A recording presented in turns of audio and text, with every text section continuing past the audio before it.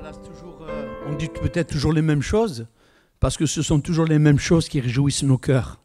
On a de la joie d'être là, vraiment. Vraiment d'être là et de pouvoir bien vous revoir. Voilà, ça fait quelques mois. La dernière fois, ça a été pour le baptême de mon petit-fils. Voilà, et je crois que bien, le Seigneur, qu'est-ce qu'il fait? Eh bien, il veut que nous puissions avancer, eh bien, que nous puissions être formés, que nous puissions être à l'image de Christ.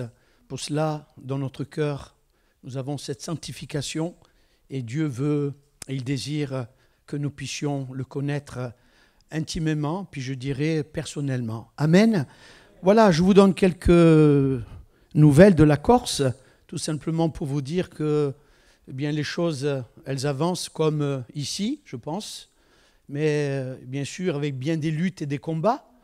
Voilà, je pense que s'il n'y a pas de combat, c'est qu'il n'y a pas de victoire non plus. On ne peut pas avoir de victoire sans combat.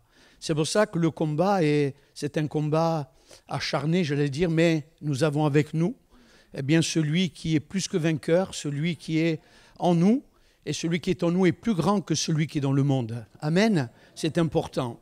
Alors nous avons deux grandes églises, on peut dire des églises un peu plus importantes. Voilà, c'est l'église de Ajaccio, qui est dans le sud, et l'église de Bastia, qui est dans le nord. Et puis, il y a des églises autour, des ouvertures d'œuvres, dont notamment, je pense, chez Porto Vecchio, pardon, c'est toujours dans le sud. Porto Vecchio, c'est vraiment à l'extrémité. Vous voyez, vous avez la plaine orientale qui est là. Donc Porto Vecchio, c'est là. Et puis vous avez Bonifacio, juste avant de prendre le bateau pour aller en Sardaigne. Voilà. Donc c'est une œuvre qui a débuté il y a bien longtemps, depuis quelques années, par la grâce de Dieu, et en ayant la retraite civile. Donc on a pu avoir des jeunes qui sont venus. D'abord Mathias Met, et maintenant actuellement nous avons un frère qui s'appelle Jérôme Daumont. Et par la grâce de Dieu, on a l'impression que l'Église, eh bien, enfin, elle a démarré un peu plus. On a un peu plus de jeunes, gloire à Dieu. Et nous bénissons le Seigneur de ce que, eh bien, il veut aussi que les choses aillent de l'avant. Et puis, nous avons à côté de Porto Vecchio, eh bien, nous avons aussi Propriano qui a été depuis peu avec notre frère qui vient d'Ajaccio, notre frère Vincent Trapani, et qui, entre autres, il faut prier pour lui parce que je vous le dirai dans quelques instants. Et puis, il y a aussi Corté. Corté, c'est là où il y a l'université. Puis là, c'est toujours le même pasteur qui s'occupe de cela.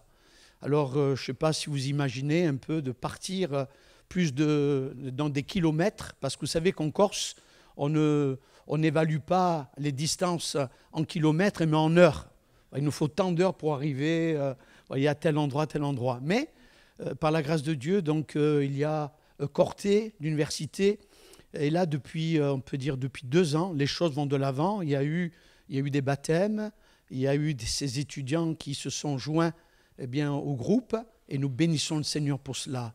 Il y a aussi du côté de l'île Rousse, c'est le frère de Bastia, quelqu'un que vous ne connaissez pas trop, il s'appelle Donati Henry, ça vous dit quelque chose? Voilà, donc il est revenu dans son île, et c'est lui qui s'occupe depuis Bastia jusqu'à l'île Rousse, il y a 80 km à peu près, voilà, aller, et donc aller-retour, vous voyez un peu combien ça peut faire. Et là, là encore, merci Seigneur, il y a un local qui a été ouvert, et là, il y a à peu près une 15, 20 personnes qui sont là au culte, alléluia. Voilà, vous savez, il ne faut pas compter, vous savez, de dire, ah là, ça y est, mais ça y est, c'est le réveil, mais vous savez, une personne, c'est une famille. Et je crois que c'est très important. Vous voyez, on n'est pas là des calculateurs, mais nous sommes là pour dire, Seigneur, merci pour une âme. Nous bénissons le Seigneur pour cela. Et nous bénissons Dieu de ce que, depuis aussi quelques années, par la grâce de Dieu, depuis Porto Vecchio, je m'occupais de la plaine orientale qui partait, pour moi, elle partait de Porto Vecchio, puisque depuis 2011, j'étais donc à Porto Vecchio, et puis à Ghisonaccia. Ghisonaccia, c'est un peu plus loin, c'est un peu plus haut, voilà, ici, à peu près au milieu, là. Et là, on a pu, par la grâce de Dieu, ouvrir donc une église. Et cette église, voilà, là encore, c'est pareil, nous prions, nous intercédons, et merci de prier pour nous, parce qu'on s'aperçoit que les âmes, eh bien, elles viennent, c'est vrai. Il y en a qui repartent sur le continent. On en a gagné, puis ils sont repartis. Vous voyez, c'est un peu un endroit où les personnes viennent pour leur travail. Et puis c'est un peu comme une ville un peu dortoir, vous savez. L'été, il y a beaucoup de monde. Et puis l'hiver, il y en a un peu moins. Mais par la grâce de Dieu, on s'aperçoit qu'il y a à côté la base aérienne. Et puis vous avez des personnes qui viennent. Et nous bénissons Dieu de ce que nous pouvons leur annoncer l'Évangile. Et nous voulons croire que Dieu, eh bien, veut encore que cette Corse, eh bien, elle soit, eh bien, tout à lui. Vous savez, c'est on peut dire un morceau, un rocher qui est enténébré. Il y a, on peut dire, la Corse, sans vouloir bien dire bien du mal, mais je crois que c'est on peut dire, c'est une île de sang. Il y a eu tellement de sang, tellement de choses qui sont là, et ces ténèbres sont de plus en plus épaisses. Et nous apercevons que Dieu, lui, il veille sur ses bien-aimés, il veille eh bien, sur tous ceux et toutes celles eh bien, qui prient, et nous bénissons Dieu pour cela. Il y a encore le culte à Marie, comme vous savez que c'est, mais on peut dire quand on témoigne, quand on prend les gens à part, on les prend de tête à tête comme cela, eh bien, on s'aperçoit qu'il y a un immense besoin. D'ailleurs, il n'y a pas que la Corse. Vous savez que dans toutes les villes, ici sur le continent, c'est la même chose. Alors nous sommes unis dans ce même combat et nous bénissons Dieu pour cela. Tout à l'heure, je vous disais qu'il faut prier pour notre frère Trapani. Voilà, Vincent, voilà, qui n'est pas corse, mais il est sicilien. Voilà, et il en faut de Sicile. Voilà, moi je suis un peu, vous savez, à côté de Benevento, c'est à côté de Naples. Alors c'est un Sicilien, un Napolitain. Alors vous voyez, des fois ça, bon. Et notre frère, il a eu un matin, il s'est réveillé au mois d'août, à la fin août, et puis il s'est aperçu qu'il avait un point dans l'œil, une ombre. Et depuis, donc, il est allé voir le docteur. Le docteur, il est même venu à Aix-en-Provence, à la clinique de l'œil, et on lui a dit, monsieur, c'est irréversible. Et il a eu un AVC de l'œil. Donc, priez pour lui, frères et sœurs. Merci de pouvoir eh bien, prier pour lui, parce qu'il a vraiment besoin eh bien, qu'il soit rétabli.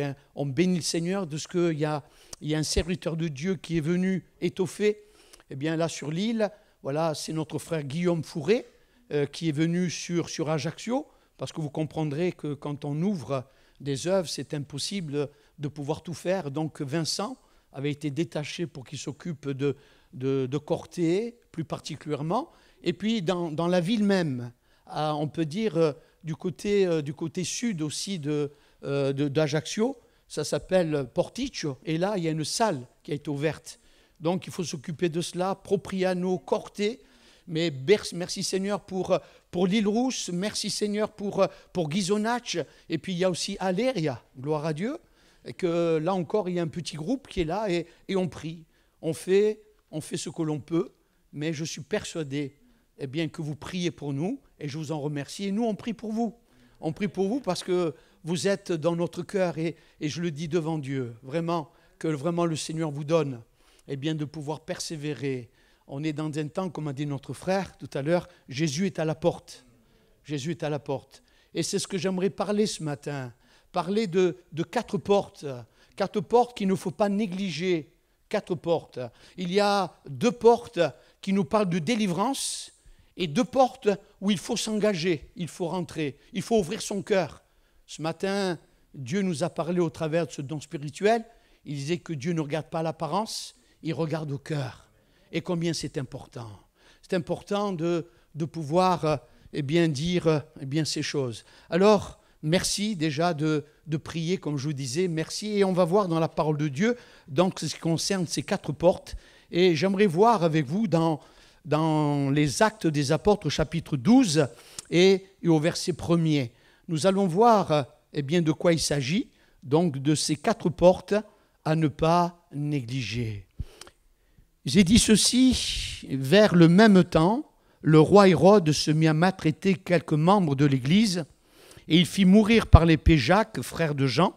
Voyant que cela était agréable aux Juifs, il fit encore arrêter Pierre, c'était pendant les jours des pains sans levain. Après l'avoir saisi et jeté en prison, il le mit sous la garde de 4 escouades, de 4 soldats chacune, avec l'intention de le faire comparaître devant le peuple après la Pâque. Pierre donc était gardé dans la prison et l'Église ne cessait d'adresser pour lui des prières à Dieu. La nuit qui précéda le jour où Hérode allait le faire comparaître, Pierre, lié de 2 chaînes, dormait entre 2 soldats et des sentinelles devant la porte qui gardait la prison. Et voici un ange du Seigneur survint, et une lumière brilla dans la prison. L'ange réveilla Pierre en le frappant au côté et en disant « Lève-toi promptement ». Les chaînes tombèrent de ses mains. Et l'ange lui dit « Mets ta ceinture et tes sandales ». Et il fut ainsi. L'ange lui dit encore « Enveloppe-toi de ton manteau et suis-moi ». Pierre sortit et le suivit, ne sachant pas que ce qui se faisait par l'ange fut réel et s'imaginant avoir une vision. Lorsqu'ils eurent passé la première garde, puis la seconde, ils arrivèrent à la porte de fer que mène à la ville et qui s'ouvrit d'elle-même devant eux. Ils sortirent et s'avancèrent dans une rue. Aussitôt l'ange quitta Pierre. Revenu à lui-même, Pierre dit « Je vois maintenant d'une manière certaine que le Seigneur a envoyé son ange et qu'il m'a délivré de la main d'Hérode et de tout ce que le peuple juif attendait. » Après avoir réfléchi, il se dirigea vers la maison de Marie, mère de Jean, surnommée Marc, où beaucoup de personnes étaient réunies et priaient. Il frappa à la porte du vestibule et une servante nommée Hérode s'approcha pour écouter. Elle reconnut la voix de Pierre et dans sa joie, au lieu d'ouvrir, elle courut annoncer que Pierre était devant la porte. Et ils lui dirent « Tu es folle !» Mais elle affirma que la chose était ainsi. Et ils dirent « C'est son ange !» Cependant, Pierre continua à frapper. Ils ouvrirent et furent étonnés de le voir. Pierre, leur ayant de la main fait signe de se taire, leur raconta comment le Seigneur l'avait tiré de la prison. Et il dit « Annoncez-le à Jacques et aux frères. » Puis il sortit et s'en alla dans un autre lieu. Amen. Je voudrais ajouter dans le dernier livre de la Bible, c'est le chapitre 4 de l'Apocalypse et le verset 1er. Dans l'Apocalypse, le chapitre 4 et le verset 1er. Voilà, ce sera la 4e porte. Il nous est dit ceci. Après cela, je regardais, voici une porte était ouverte dans le ciel. La première voix que j'avais entendue comme le son d'une trompette et qui me parlait dit « Monte ici et je te ferai voir ce qui doit arriver dans la suite. » Amen. Voilà, comme je vous le disais, nous allons parler sur ces 4 portes. 2 portes qui nous parlent de délivrance. Dieu, c'est le Dieu de la délivrance. Alléluia. De tous les prisonniers, de ceux qui sont même dans ces portes de fer. Et puis, nous avons pu voir cette porte où l'apôtre Pierre va frapper. Donc, il faut ouvrir. C'est comme même, c'est synonyme d'ouvrir aussi son cœur. Et puis, nous avons vu dans l'Apocalypse, il est question, là, dans le ciel, une porte qui est ouverte. C'est formidable, cela. Ça, c'est quand même quelque chose d'extraordinaire. C'est ouvert, parce que Dieu, ce n'est pas le Dieu qui voudrait simplement dire, voici, quelques-uns sont rentrés maintenant, la porte est fermée. Non, avec Dieu, nous avons toujours la possibilité d'aller vers lui. Même toi, ce matin, mon ami, peut-être tu es là pour la première fois. Alors, j'aimerais simplement rappeler que dans les Actes des Apôtres, l'évangile se propageait après la venue de Jean-Baptiste. On sait qu'il va annoncer ce Jésus, ce Sauveur, et puis à la Pentecôte, on s'aperçoit que le Saint-Esprit est descendu sur les 120, et puis cette parole, elle a commencé à se répandre. Mais, nous l'avons dit tout à l'heure, il n'y a pas de victoire sans combat. Il y a même aussi cette persécution qui a commencé à pouvoir être là. Et nous avons vu que le roi Hérode se mit à maltraiter quelques membres de l'Église. Et dans le verset 2, toujours du chapitre 12 des Actes, il dit qu'il fit mourir par l'épée Jacques et le frère de Jean. C'est vrai, des fois on se dit, mais Seigneur, pourquoi ces choses-là, mais voici qu'ils se sont engagés pour donner leur vie et ça arrive et ça vient de Dieu. Le verset, et puis la parole de Dieu nous parle aussi du verset 4, que l'apôtre Pierre, il est jeté donc en prison, gardé par des soldats, il en a fallu 16. Si vous regardez, 4 escouades, 16 personnes, 16 soldats pour garder un homme. Mais nous savons que celui qui gardait son cœur, c'était bien Jésus, c'était bien le Sauveur. Alléluia. Et nous pouvons voir que Hérode était animé, vous voyez, d'un esprit diabolique. On s'aperçoit que la parole de Dieu nous le dit, que plusieurs antichrists se lèveront, mais nous bénissons le Seigneur de ce qu'il garde. Il garde non seulement son Église, mais il garde aussi ses serviteurs, même s'ils doivent aller jusqu'à la mort. Vous savez, la mort, c'est qu'un passage. Hier, je disais à quelqu'un cela, que même dans la mort, il y a ce David. Ce David qui pouvait dire ceci, quand je marche dans la vallée de l'ombre de la mort, je ne crains aucun mal. Même dans la mort, nous marchons. Nous ne sommes pas allongés, on marche. On marche vers ce merveilleux Sauveur qui nous a donné cette assurance. Eh bien, qu'un jour, nous ressusciterons pour la vie éternelle. Amen. Vous le croyez cela ? On le croit de tout notre cœur, que le Seigneur vraiment nous donne de pouvoir encore se réjouir pour ces choses. Donc Hérode, animé, mettant tout en œuvre pour détruire l'œuvre de Dieu, la bonne nouvelle, je dirais, dans les cœurs, mais nous voyons que si Pierre était gardé, nous pouvons voir que lui, il dormait. Dans la prison, il dort. Ce n'est pas simplement parce qu'on lui avait dit que Jean, il finirait d'une certaine manière et lui, il finirait d'une autre, mais ce n'est pas ça. Ce qui est important, c'est que ce qui se passe dans le moment où nous traversons les choses. Vous savez, c'est bien de dire, moi, j'irai jusqu'au bout, il n'y a pas de problème, il peut arriver n'importe quoi, je serai toujours là. Mais c'est quand on passe par des choses difficiles, c'est là qu'on voit réellement où nous en sommes. Vous voyez, moi, je dis souvent que la foi, c'est quand tout va mal.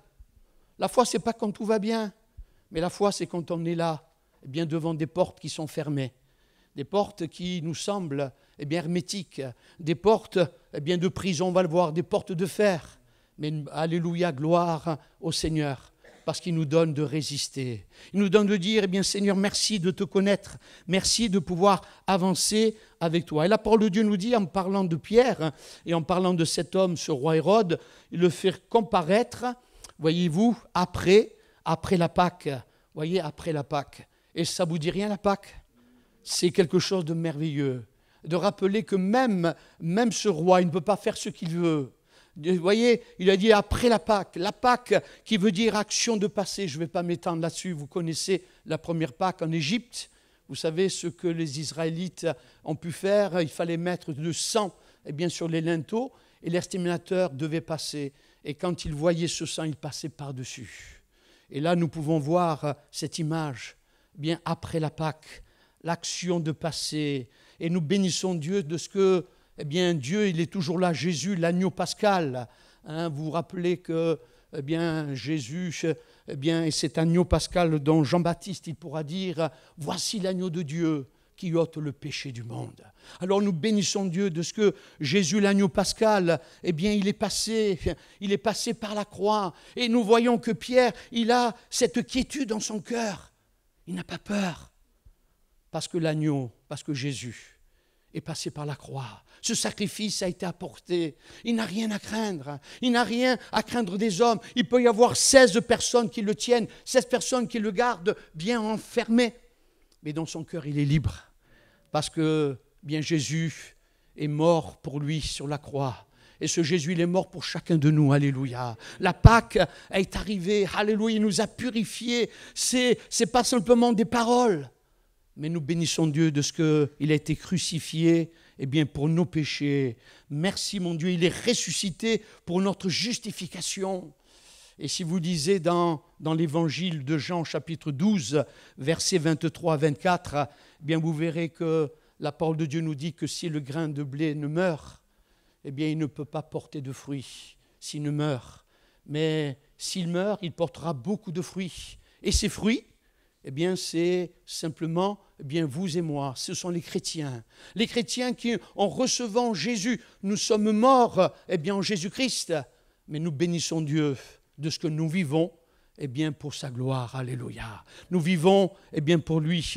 Pour revenir à ce texte, dans le chapitre 12 des Actes, verset 5, Pierre donc était gardé dans la prison et l'Église ne cessait d'adresser par lui des prières à Dieu. C'est tellement important cela. Est-ce que vous n'avez pas un jour ressenti, lorsque vous étiez dans la difficulté, dans la maladie, dans l'épreuve, est-ce qu'on n'a pas senti comme quelque chose qui nous disait mais l'Église est avec toi, elle prie, elle intercède, tu n'es pas seul, tu n'es pas seul. Je crois que c'est il y a 2 jours ou 3 jours, il y a eu la journée de ceux qui étaient seuls. Je me trompe ou pas? C'est parler de solitude. Mais je crois qu'on a besoin de nous rappeler que nous avons une Église. Nous avons un sauveur. Nous avons les frères et sœurs qui sont là. Et je crois que c'est tellement important dans les temps où nous vivons, des temps où il y en a certains qui veulent vivre leur foi tout seuls. Alors je leur dis bon courage, mais d'avoir des frères et sœurs, d'avoir une communion, rien ne peut remplacer cela. Rien ne peut remplacer le présentiel. Rien ne peut remplacer ce moment où nous louons le Seigneur ensemble, où nous prions ensemble, nous combattons ensemble. Comme je disais à quelqu'un qui me disait, vous savez frère, moi je suis bien à la maison, je lis la parole, ne vous inquiétez pas. Je dis, moi je ne m'inquiète pas. Mais vous savez, quelqu'un qui doit s'inquiéter, c'est plutôt vous. Parce que vous ne connaissez rien d'Église. Vous ne savez pas qui c'est qui est malade, qui c'est qui est fatigué, qui c'est qui est chargé. Vous voyez, on ne vient pas pour prendre ce qui nous plaît, mais nous sommes là pour prier ensemble, pour pleurer ensemble, pour se réjouir ensemble. Alléluia. Et ça, c'est important. Amen. C'est tellement important de réaliser cela. Alors, l'Église priait, et la parole de Dieu nous dit, nous l'avons dit, Pierre dormait entre 2 soldats. Et vous savez ce que l'apôtre Paul disait aux Corinthiens. L'apôtre Paul dit aux Romains, chapitre 8, le verset 35 à 39. Je crois que ça va se... Voilà, il nous dit ceci, « Qui nous séparera de l'amour de Christ? Serait-ce la tribulation ou l'angoisse, ou la persécution ou la faim, ou la nudité ou le péril ou l'épée? Selon qu'il est écrit, c'est à cause de toi qu'on nous met à mort tout le jour, qu'on nous regarde comme des brebis destinées à la boucherie. Mais dans toutes ces choses, nous sommes plus que vainqueurs par celui qui nous a aimés. Car j'ai l'assurance que ni la mort, ni la vie, ni les anges, ni les dominations, ni les choses présentes, ni les choses à venir, ni les puissances, ni la hauteur, ni la profondeur, ni aucune autre créature ne pourra nous séparer de l'amour de Dieu, manifesté en Jésus-Christ, notre Seigneur. Alléluia. Et Pierre, c'est ce qu'il expérimentait. Et je pense que chacun de nous, peut-être qu'on n'expérimentera pas la même chose, mais ce qui est important, c'est de pouvoir dire, Seigneur, comme nous l'avons entendu ce matin, c'est dans notre cœur. Seigneur, c'est dans notre cœur. Regarde pas l'apparence. Des fois, on a une apparence qui n'est pas peut-être égale à notre cœur, mais c'est Dieu qui regarde au cœur. Et nous voulons, par la foi, dire, Seigneur, je ne sais pas ce que sera ma vie, mais ce que je sais, c'est que je vais aller jusqu'au bout. Vous êtes d'accord avec moi? On va aller jusqu'au bout, Seigneur. On va aller jusqu'à ce qu'un jour, Seigneur, nos yeux te verront. Alléluia. Et ça, c'est quand même très important de le rappeler. Donc, la première porte, nous voyons là, c'est la porte de la prison. Et Pierre, il est lié par 2 chaînes. Les sentinelles devant la porte gardaient la prison. Et la parole de Dieu nous rappellera ça, c'est que nous rencontrons souvent des prisonniers. Comme nous étions prisonniers, nous, avant de connaître le Seigneur. C'est pour cela qu'il ne faut jamais oublier d'où nous venons. Vous voyez, il y a ceux qui sont emprisonnés et quelquefois, vous voyez, liés de chaînes, des chaînes qui sont peut-être visibles. Vous voyez, il y a une que cet homme, il boit, cet homme, il se drogue, cet homme, il a tellement de choses. C'est peut-être vrai, il est lié, on le voit. Mais il y a des liens qu'on ne voit pas. Vous voyez ? Il y a des liens qu'on ne voit pas. Et ces liens, ils sont là, ces liens qui nous rappellent simplement que nous avons besoin d'avoir de l'amour, d'avoir de la miséricorde. Parce que ces chaînes invisibles à l'œil, mais peut-être là dans le cœur, il y a des prisonniers avec des préjugés. Vous savez, il y a des gens qui ne connaissent rien, mais ils vous diront, moi je crois ça. Hier, on a vu quelqu'un et il dit, vous savez, moi je ressens les choses, je sais ceci, cela. Et moi dans mon cœur, je dis, Seigneur, éclaire-le. Vous savez, ce n'est pas la peine de leur faire un coup, hein, mais il faut simplement dire, Seigneur, bénis-les. Il y a tellement de préjugés, tellement de choses qui sont là, des sentiments iniques, voyez-vous, et je pense que c'est tellement important, voyez, de pouvoir dire, eh bien, au Seigneur, mon Dieu, eh bien, je voudrais tellement, Seigneur, mon Dieu, que tu donnes, Seigneur, ce que moi, je ne peux pas donner, ce que moi, je ne peux pas, eh bien, Seigneur, mon Dieu, leur dire, parce que même mes paroles, quelquefois, ne sont pas assez, Seigneur, percutantes, peut-être, je ne peux pas toucher leur cœur. Je vais vous donner un exemple qui va peut-être faire grincer des dents. Et ça concerne tout le monde, même le chrétien. Ça nous parle du pardon. Le pardon, c'est quelque chose. Voyez-vous que oui, on dit, moi, je suis prêt à pardonner. Mais quand on passe par la situation. Vous savez, dans la parole de Dieu, il y a la parabole du serviteur impitoyable. Dans Matthieu 18, versets 21 à 35, vous savez, ce serviteur il devait 10 000 talents. Et ensuite, nous savons que son maître va lui faire grâce. Ce maître va pouvoir remettre la dette. Et puis nous voyons, eh bien, quand il va sortir de là, il va rencontrer eh bien, un compagnon qui lui devait 100 deniers. Vous voyez un peu le décalage, c'est fait exprès. Parce que eh bien, c'est une parole qui voudrait nous montrer eh bien, combien Dieu, lui, il ne regarde pas l'apparence, mais il regarde au cœur. Et cet homme, ce compagnon, il dira, mais écoute, fais-moi grâce. Ce serviteur rencontra un compagnon, bien qu'il lui devait 100 deniers, il le saisit et l'étranglait, et en disant, donne-moi, paye, eh bien, ce que tu me dois. C'est le même qui a été pardonné. Vous voyez, il y a on peut dire, j'allais dire quelques secondes avant. Vous savez, on oublie très vite, hein. Ah, mais ce n'est pas la même situation, ce n'est pas le même problème. Vous voyez ?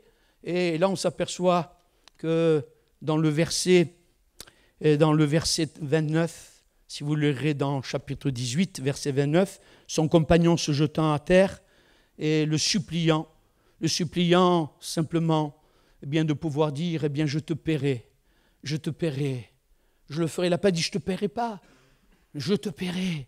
Et puis, le verset 30 dit, mais l'autre, ne voulant pas, il alla le jeter en prison jusqu'à ce qu'il ait payé ce qu'il devait.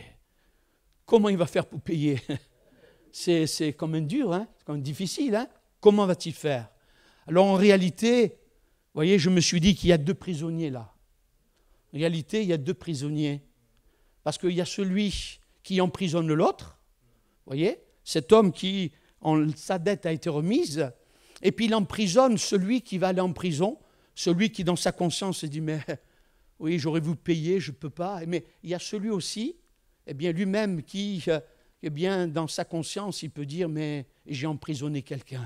Et vous savez, tant que le pardon n'est pas donné, ce n'est pas de le ressentir, ce n'est pas de dire, je ressens de le faire. Eh bien c'est comme de dire, mais Seigneur, je vais le faire. Et vous savez, quand on fait ça, on délivre l'autre et on se délivre soi-même. Moi, c'est ce que j'ai réalisé. Quand je vais voir quelqu'un qui m'a offensé ou alors j'ai été offensé, mais il ne faut pas rester comme cela. Et je pense que dans toutes les situations, vous savez, je pourrais vous donner une situation personnelle, mais elle est là, entre Dieu et moi. Mais je peux vous dire que le pardon, ça libère. Vous savez, quand on ne pardonne pas, on est là, non, ce n'est pas possible. Et pourtant, vous savez, nous avons le même Sauveur, nous louons le Seigneur. Alléluia, tu es bon, tu es merveilleux, tu es extraordinaire. Et c'est pour cela que ce matin, j'aimerais encore vous le dire, eh bien le Seigneur, c'est celui qui libère, eh bien celui qui délivre l'autre du pardon. Amen. C'est important.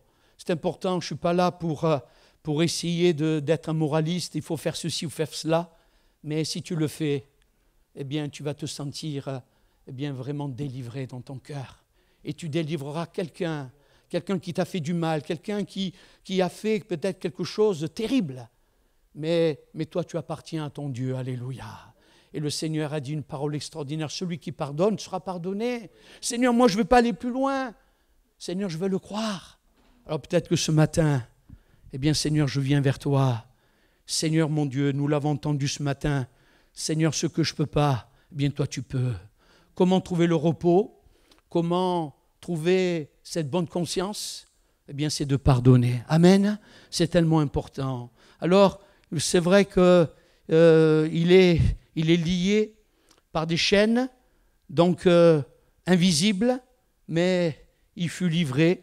Vous voyez, simplement, cette dette, elle a été payée. Le péché a été payé. Nous bénissons Dieu de ce que nous avons un Sauveur qui pardonne tous ceux et toutes celles qui s'approchent de lui en disant « Mais Seigneur, je veux simplement venir. » Et souvent nous disons « Viens tel que tu es. » Mais ça ne veut pas dire qu'il faut rester comme ça. Ça veut dire simplement que je veux laisser Dieu agir. Je veux laisser Dieu pardonner en moi. Dieu pardonne tous les prisonniers qui se repentent. Vous le croyez ça? Dieu pardonne tous les prisonniers. Alléluia. Nous bénissons Dieu. C'est ainsi que mon Père Céleste, le verset 35, vous traitera si chacun de vous ne pardonne à son frère de tout son cœur. Et Hébreux chapitre 13, verset 3, il est question de libérer ces prisonniers. Nous étions aussi prisonniers. La deuxième porte, parce que ça va très vite, ça passe très vite, je dirais que c'est la porte de fer. La porte de fer. Et la parole de Dieu nous dit que, dans le verset 10, lorsqu'ils eurent passé la première porte et la seconde, je vous fais grâce de cet ange qui est venu, il a frappé sur le côté, mets ton manteau, tes sandales, etc. Je crois que c'est quand même une expérience extraordinaire. Vous voyez, je ne commenterai pas cela, mais la parole de Dieu nous dit que donc cette seconde, il passa lorsqu'ils eurent passé la première porte, puis la seconde, ils arrivèrent à la porte de fer, qui est donc la ville. Cette porte, la ville s'ouvrit d'elle-même. Cette porte va s'ouvrir d'elle-même. Une porte de fer. Je ne sais pas si vous avez réalisé que ce n'est pas une porte comme au supermarché. Vous voyez, quand on rentre, on rentre. Vous voyez, on sort, hop, là, ça se referme. Là, une porte de fer de la ville. Et c'est tellement important de rappeler que la porte de fer est ouverte par la puissance de Dieu. C'est la puissance de Dieu. Il y a tellement de choses qui sont fermées, Seigneur, c'est impossible. Des choses incroyables. Des choses, que on s'étonne. Et pourtant, Dieu, c'est le Dieu du miracle. Vous le croyez cela? Dieu, c'est le Dieu du miracle. Alléluia. Rien n'est impossible à lui. Et c'est pour cela que cette porte elle va s'ouvrir par la puissance de Dieu. Et nous bénissons Dieu de ce que, dans le livre de l'Apocalypse, chapitre 3, verset 8, j'ai dit, j'ai mis devant toi une porte ouverte que personne ne pourra fermer. Personne ne pourra fermer. C'est-à-dire que ce que Dieu ouvre, personne ne pourra la fermer, bien si ce n'est pas sa parole. Et nous bénissons Dieu pour cela. Nous glorifions le nom du Seigneur parce que nous pouvons voir que ça fait écho à l'Église de Jésus-Christ. Si vous lisez, je pense que vous le croyez, vous le savez, que dans Matthieu chapitre 16, verset 18, nous savons ce que Jésus a pu dire à Pierre. Il a pu dire justement, et moi je te dis que tu es Pierre et que sur cette pierre je bâtirai mon église et que les portes du séjour des morts ne prévaudront point contre elle. Alléluia. D'un côté, cette porte de fer elle s'est ouverte pour libérer, alléluia. Mais aussi cette porte, cette porte de cette église, nous savons qu'elles ne prévaudront pas contre l'ennemi. Alléluia. Nous sommes sauvés. On est sauvés pour l'éternité. Alléluia. Ce n'est pas l'Église qui nous sauve, mais c'est Jésus-Christ qui nous a fait entrer dans sa présence, dans sa grâce, dans son pardon. Alléluia.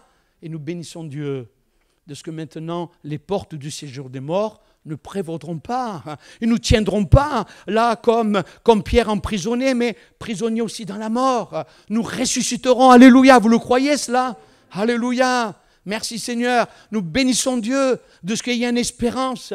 Toutes les fois, je dis aux personnes, je leur dis ceci, si la vie c'était de naître, de grandir, et ensuite de mourir, et d'aller dans le trou, excusez-moi de l'expression, ce serait vraiment quelque chose de pire. Mais merci Seigneur pour l'espérance qu'il nous a donnée. Alléluia. Nous ne resterons pas dans le tombeau comme Jésus et nous bénissons Dieu pour sa fidélité et pour sa grâce. Alléluia. Quelle parole de Jésus encourageante. Il veut rappeler qu'il est la porte. Alléluia. Il rappelle que lui, il est la porte. Dans Jean chapitre 10, verset 9, « Je suis la porte, et si quelqu'un entre par moi, il sera sauvé. » Alléluia. On retient toujours les brebis rentrent et sortent, mais il sera sauvé. Oh, merci Seigneur. Je crois que c'est le plus merveilleux des dons que l'homme peut recevoir, d'avoir cette assurance que le Seigneur a pardonné ses péchés et que maintenant, il est sauvé. Il est sauvé. Je parlais avec quelqu'un, un monsieur qui vient à l'Éria, et ce monsieur il dit, mais je ne comprends pas que tu aies une assurance comme cela. Mais je dis, c'est pas moi, je te lis dans la parole de Dieu. Et moi j'ai lu, je l'ai appliqué à mon cœur, et maintenant j'ai cette assurance. J'ai cette assurance. Je n'ai pas besoin d'aller voir le maire ou aller voir un député pour dire, vous croyez que moi je suis digne? On est digne de rien du tout. Mais dans notre cœur, nous avons l'assurance. Ce matin, ami, et cette assurance, approche-toi de lui. Ne fais pas comme beaucoup de gens disent, j'attends qu'il se passe quelque chose.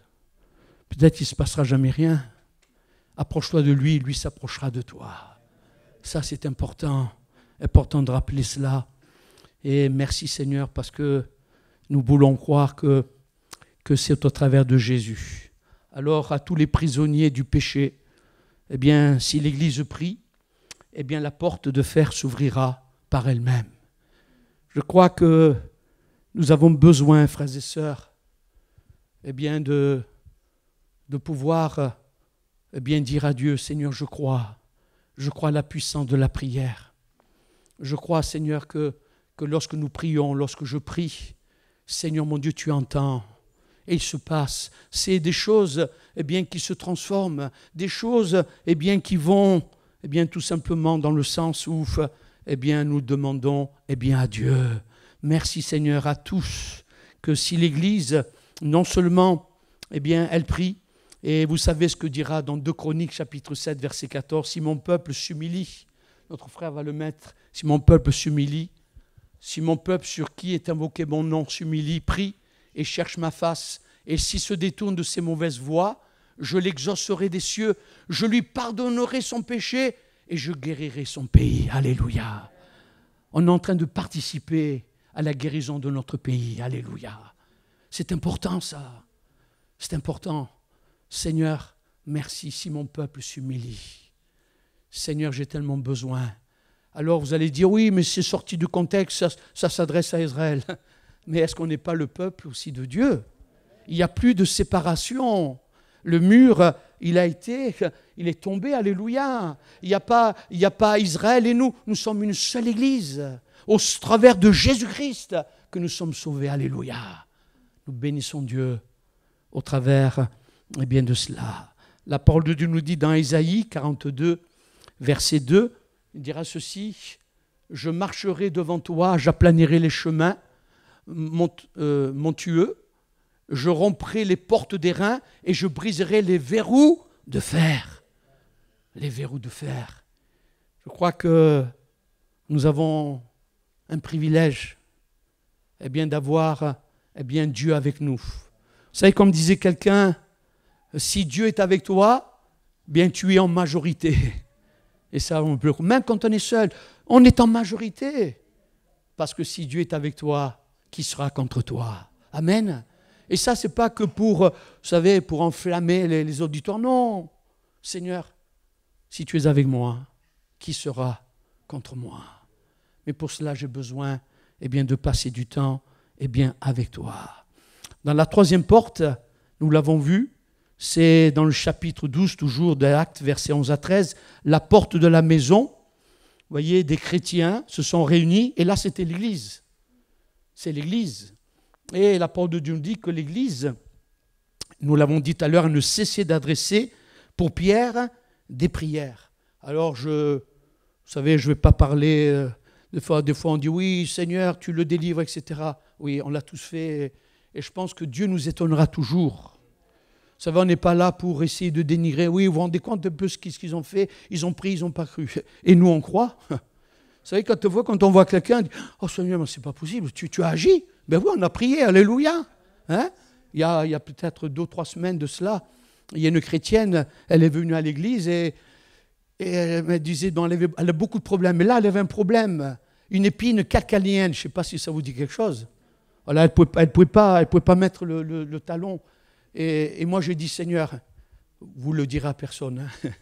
Mais moi, dans mon cœur, j'ai dit, Seigneur, encore, on va prier encore pour elle, Seigneur. Alors, bénis-la, bénis-la, Seigneur. Et puis, bon, j'ai dit à des frères, elle m'a dit, est-ce qu'on peut prier? Parce que, vous voyez, j'ai quand même entendu une parole. Cette parole, eh bien, il faut réessayer.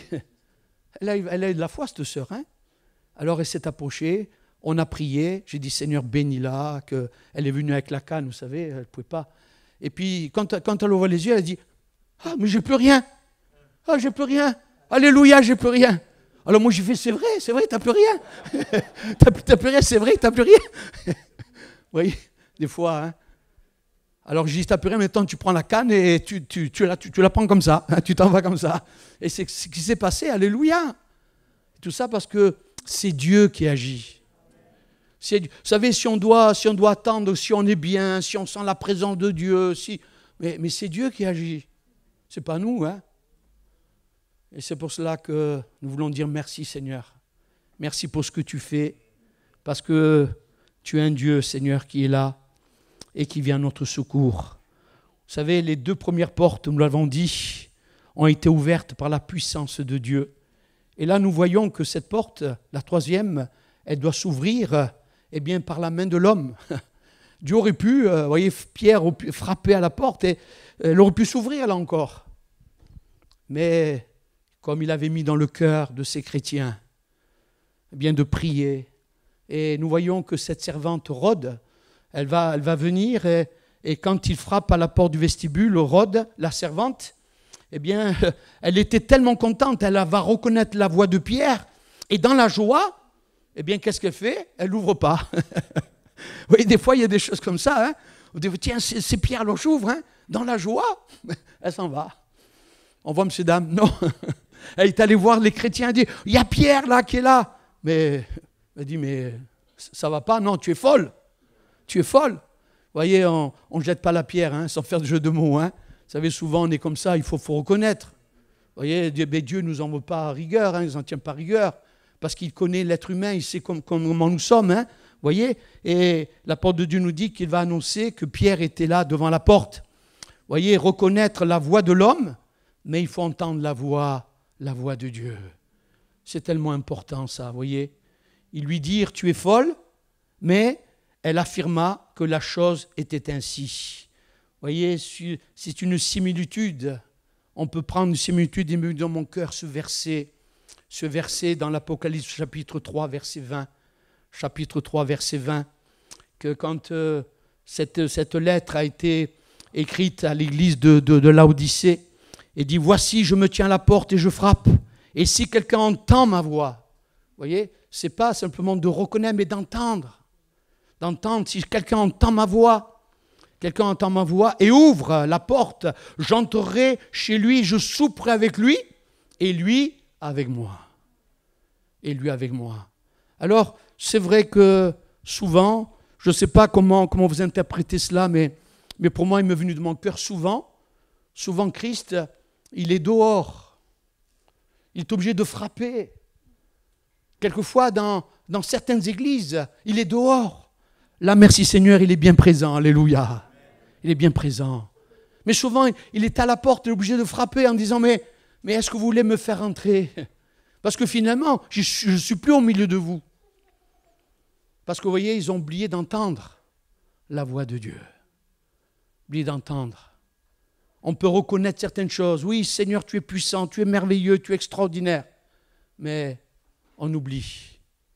On oublie de mettre en pratique, d'entendre la voix de Dieu. Vous savez, ce qui m'a interpellé dans ce verset, vous voyez, ce qui dit, c'est une folie. Mais tu es folle. C'est 2 catégories de gens. de 4 gens parce que la première, c'est dans 1 Corinthiens 18. La prédication de la croix est une folie pour ceux qui périssent. Mais pour nous qui sommes sauvés, elle est une puissance de Dieu. On peut dire Alléluia, on peut dire Amen à cela. C'est une puissance de Dieu. C'est une folie pour le monde, mais pas pour nous. Alléluia. Merci Seigneur. Et nous pouvons voir que dans l'Apocalypse, on vient de le lire dans ce chapitre 3, Jésus est à la porte et il frappe.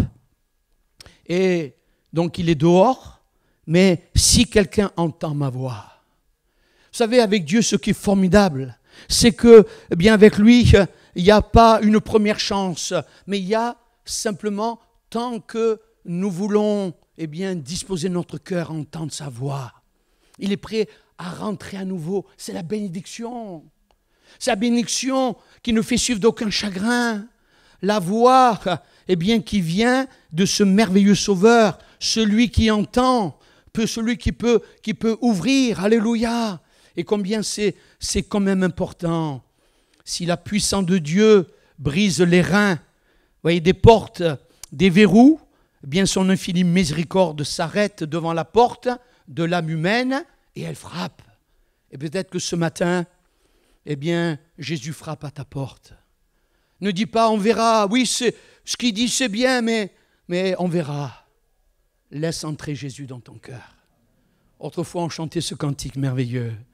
Voilà, si tu veux le bonheur, le vrai bonheur, laisse entrer Jésus dans ton cœur. C'est ça le plus important. Ne vais pas rentrer dans ta tête, mais fais-le rentrer dans ton cœur.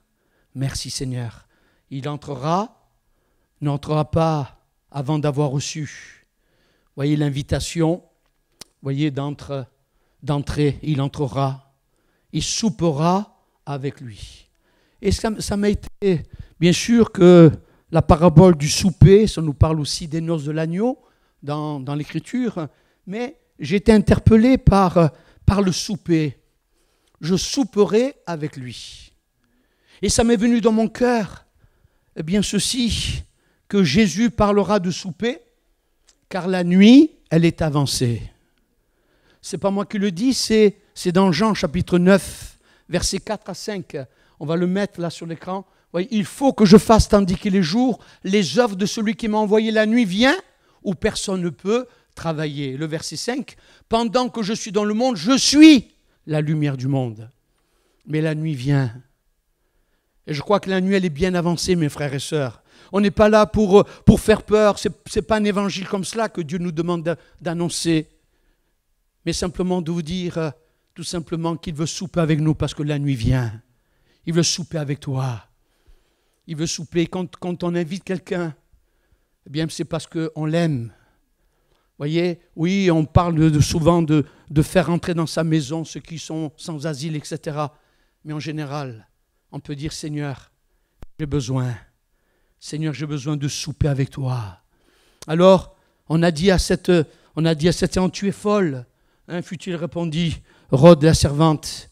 Alors, j'ai cette question, je me la pose à moi en premier. Comment le servons-nous? Restons-nous, voyez-vous, à l'écoute de la voix de l'Esprit? Est-ce que nous restons à l'écoute de la voix de l'Esprit? Et je crois que c'est tellement important. L'Église, priez, mais n'attendez pas le miracle dans l'immédiat. Et souvent on dit oui, le Seigneur va agir, il va bénir, il va faire ceci. Mais je crois que, vous savez, on ne changera pas le Seigneur, mais les miracles qui accompagneront ceux qui ont cru. Et je pense qu'aujourd'hui, on a besoin, frères et sœurs, non pas de mettre en avant les miracles, parce que le plus grand miracle, c'est qu'un cœur soit touché, alléluia. Le plus grand miracle, c'est que mon cœur s'est mis à battre pour les choses de Dieu. Ça, c'est le miracle. Mais il accompagne aussi par nos prières, par notre intercession. Et nous voulons voir, Seigneur. Nous voulons voir, Seigneur, agir. Nous voulons voir bénir. Que le Saint-Esprit nous aide. Et c'est ce que dit l'Écriture dans Romains 8, versets 25 à 27. C'est ce que nous dit. Mais si nous espérons ce que nous ne voyons pas, nous l'attendons avec persévérance. De même aussi l'Esprit nous aide dans notre faiblesse, car nous ne savons pas ce qu'il convient de demander dans nos prières, mais l'Esprit lui-même intercède par des soupirs inexprimables. Et celui qui sonde les cœurs connaît quelle est la pensée de l'Esprit, parce que c'est selon Dieu qu'il intercède en faveur des saints. Alors, frères et sœurs et amis, que nous puissions être encouragés, parce que, eh bien, ce qu'il révèle, ce qu'il veut te révéler ce matin, eh bien, ce sont simplement, eh bien, les motifs, eh bien, qui font quelquefois grincer les portes de ton cœur. Est-ce que c'est l'incrédulité? Est-ce que c'est le manque de foi? Et je crois que chacun de nous, on peut se positionner en disant, et même dans l'Écriture, quand cet homme est venu pour emmener son fils qui est lunatique, il tombait tantôt dans le feu, tantôt dans l'eau, et cet homme, il a dit quand même quelque chose de vrai. Pourtant, il croyait, parce qu'il a emmené son fils chez les disciples, et quand il l'emmena à Jésus, eh bien Jésus, est-ce que tu crois? Et cet homme, il dit, Seigneur, je crois, mais viens en secours de mon incrédulité. Combien il était vrai, cet homme. Et quelquefois, on peut dire, Seigneur, viens à mon secours. Seigneur, viens à notre secours. Parce que nous avons tellement besoin, eh bien, de toi, tellement besoin de ta grâce. Rapidement, la 4e porte, cette porte est ouverte dans le ciel. Merci, Seigneur. On peut dire qu'elle est ouverte. Personne ne peut la fermer. Alléluia. Merci, Seigneur, parce qu'après cela, je regardais, voici, une porte était ouverte dans le ciel. Apocalypse chapitre 4, verset 1er. Monte ici, je te ferai voir ce qui doit arriver dans la suite. Ce qui doit arriver. Merci, Seigneur, parce que tu nous as révélé, peut-être pas tout, mais tu nous as révélé l'essentiel. Et nous te remercions, Seigneur, parce que nous pouvons être encouragés et nous pouvons voir que, monte ici, je te ferai voir. Vous voyez, ce qui doit arriver par la suite, la vision. Alors, ce matin, je ne vais pas rentrer en ce qui concerne, est-ce que l'Église va passer par la tribulation ou pas? Vous voyez, on a tellement dit de choses, mais j'aimerais simplement vous dire que nous sommes là, l'Église de Christ, et nous attendons son retour. Alléluia. Nous attendons l'enlèvement. Nous attendons le secours qui vient d'en haut. Enfin, il y en a qui disent, oui, l'Église ne passera pas par tribulation, d'autres ils vont parler d'autre chose. Mais quand je regarde l'Apocalypse, je vois combien les souffrances sont là, combien ceux qui viennent de la grande tribulation, etc., etc. Alors, frères et sœurs, ne tombons pas dans ces pièges. C'est écrit, c'est pas écrit. Ce qui est important, c'est monte ici, parce que le ciel est ouvert et parce que le Seigneur, il veut t'interpeller. Le Seigneur, il veut te bénir. Le mot ecclésia, église, bien, est cité 20 fois dans l'Apocalypse, 19 fois dans les 3 premiers chapitres. Et la seule fois, c'est dans le dernier chapitre 22, verset 16. Mais je voudrais dire ceci en terminant, voilà, je fais un raccourci parce que, comme ma femme me dit, des fois tu écris trop, et elle a raison. Mais j'aimerais vous dire que la porte de la grâce, voyez, est encore ouverte par le message de la croix. Jésus crucifié pour nos péchés, ressuscité pour notre justification. Seigneur, merci parce que Jésus, la porte qui est ouverte, voyez, au pardon des péchés par cette repentance. Ce n'est pas la repentance, dit Seigneur, ça y est, je me suis repenti, mais c'est l'Esprit de Dieu qui nous a montré toute l'horreur de la croix, de Jésus qui meurt. Il a montré toute l'horreur de mes péchés, de notre misère. Et je crois que sans nouvelle naissance, il ne peut pas y avoir aussi cette entrée dans le royaume, cette entrée dans le ciel. Sans cette nouvelle naissance, il ne peut pas y avoir de communion réelle avec Dieu. Il peut y avoir, et j'ai remarqué une chose, peut-être est-ce que c'est parce que je vieillis, mais j'ai remarqué qu'on demande de plus de ce qu'on le remercie. Réfléchissez à cela. On demande toujours plus. Seigneur, donne ceci, donne cela. Mais on a besoin de prendre du temps pour le remercier. Seigneur, je te remercie. Merci d'être ton enfant, Seigneur. Merci, Seigneur, parce que tu m'as sauvé. Et je crois que ça n'a pas de prix, frères et sœurs. Je crois qu'il ne faut pas qu'on s'amuse avec cela, qu'on s'amuse avec notre salut. Oui, Jésus est à la porte.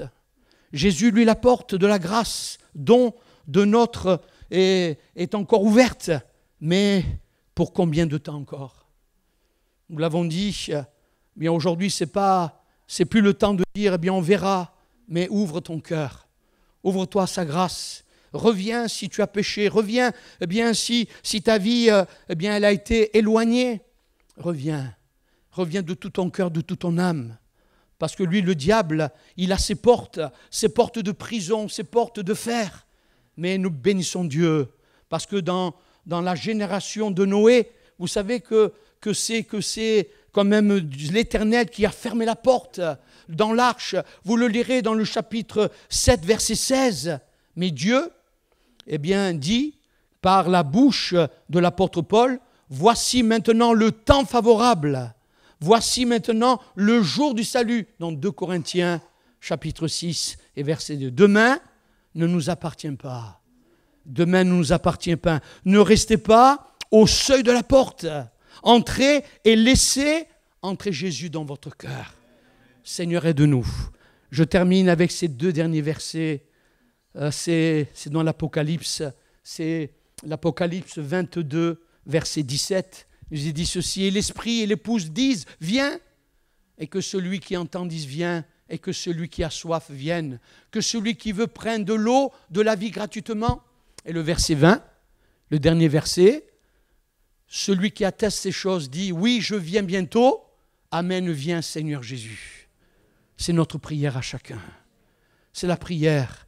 Si quelqu'un a soif, peut-être ce matin tu dis, mais oui, c'est bien, mais Dieu peut créer la soif. Il peut te faire du bien. Merci frères et sœurs d'avoir entendu cela, mais on se met tous ensemble et on va prier maintenant. Vous voulez bien? On demande au Seigneur sa grâce.